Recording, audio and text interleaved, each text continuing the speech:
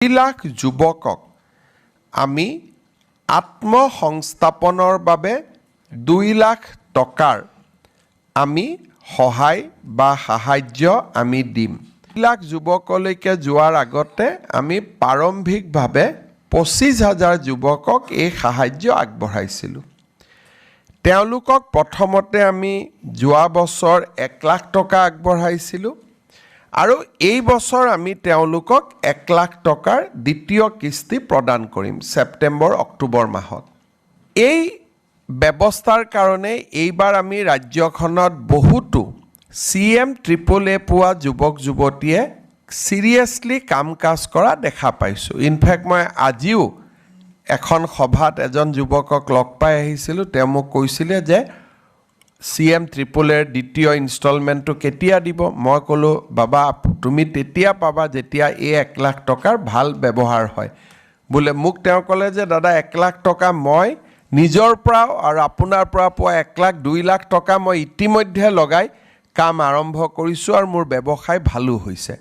গতিকে ই এটা খুব ভাল এখন আঁচনিত পৰিণত হৈছে আৰু এতিয়া আমি বেংকসমূহৰ লগতো কথা পাতিছোঁ যে এই 2 লাখ টকা চিট কেপিটেল পোৱা যুৱক যুৱতীসকলক আমি কেনেকৈ তেওঁলোকক আগুৱাই লৈ গৈ প্ৰধানমন্ত্ৰী মুদ্ৰা আঁচনিৰ সৈতে জড়িত কৰিব পাৰোঁ।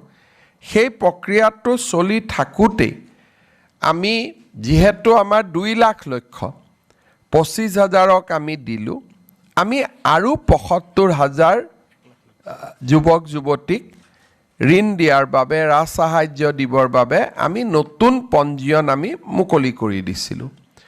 ইয়াৰ নিয়মটো হ'ল যে প্ৰথমে তেওঁলোকে পঞ্জীয়ন কৰে, ৰেজিষ্ট্ৰেশ্যন কৰে। 75,000 ঋণৰ বা লোনৰ বা ৰাজ সাহায্যৰ বিপৰীতে প্ৰায় 1.5 লাখ যুৱক যুৱতীয়ে এইবাৰ নিজৰ নাম পঞ্জীয়ন কৰিছে। একজেক্ট যদি সংখ্যাটো আমি ক'ব যাওঁ 1,62,000 যুৱকে এই আঁচনিখনত পঞ্জীয়ন কৰিছে আৰু এই পঞ্জীয়ন আমি 2024 চনৰ 18 অক্টোবৰৰ পৰা 18 নৱেম্বৰলৈকে লৈছিলোঁ। এতিয়া কথাটো হ'ল যে এই 1,62,000 আবেদনকাৰীয়ে প্ৰথম পঞ্জীয়ন কৰিলে। পঞ্জীয়নৰ পিছত কি কাম কৰিব, তেওঁলোকৰ প্ৰজেক্ট কি, এই গোটেই কথা জনাই তেওঁলোকে ৰেজিষ্ট্ৰেশ্যন কৰিব লাগে। আজি আমি এই ৰেজিষ্ট্ৰেশ্যন পৰ্টেলটো মুকলি কৰি দিছোঁ আৰু ই এমাহৰ বাবে খোলা থাকিব। এই এমাহৰ ভিতৰত 1,62,000 যুৱক যুৱতী যোনে পঞ্জীয়ন কৰিছিল তেওঁলোকে আবেদন কৰিব লাগিব। আবেদনত অলপ ই এমাহৰ বাবে খোলা থাকিব।